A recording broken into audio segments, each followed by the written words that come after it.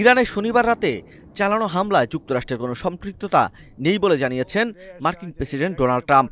আজ রোববার সকালে নিজের সামাজিক যোগাযোগ মাধ্যম ট্রুথ সোশ্যালে পোস্ট করে তিনি একথা জানান। ট্রাম্প বলেন, ইরানের পক্ষ থেকে যদি যুক্তরাষ্ট্রের ওপর যে কোনো ধরনের হামলা হয় তাহলে মার্কিন সশস্ত্র বাহিনী এমনভাবে পাল্টা জবাব দেবে যা ইতিহাসে কখনো দেখা যায়নি।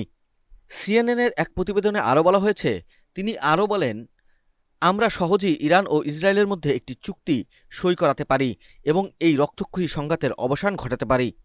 ট্রাম্প জানান, চলতি বসন্তে তিনি ইরানের সর্বোচ্চ নেতা আয়াতুল্লাহ আল খামেনিকে পরমাণু চুক্তির জন্য ৬০ দিনের সময় দিয়েছিলেন। হুঁশিয়ারি দিয়ে তিনি বলেছিলেন, সমঝোতা না হলে তার পরিণতি ভোগ করতে হবে। তিনি আরও জানান, তখন ইসরায়েলের প্রধানমন্ত্রী বেনিয়ামিন নেতানিয়াহু ইরানের ওপর হামলা স্থগিত রাখতে বলেছিলেন যেন আলোচনার সুযোগ তৈরি হয়। শুক্রবার ইসরায়েল যখন ইরানে হামলা চালায় তখন ট্রাম্প সিএনএনকে বলেন, আমি জানি না আপনি জানেন কিনা, আমি তাদের ৬০ দিনের সময় দিয়েছিলাম, আজ ৬১তম দিন।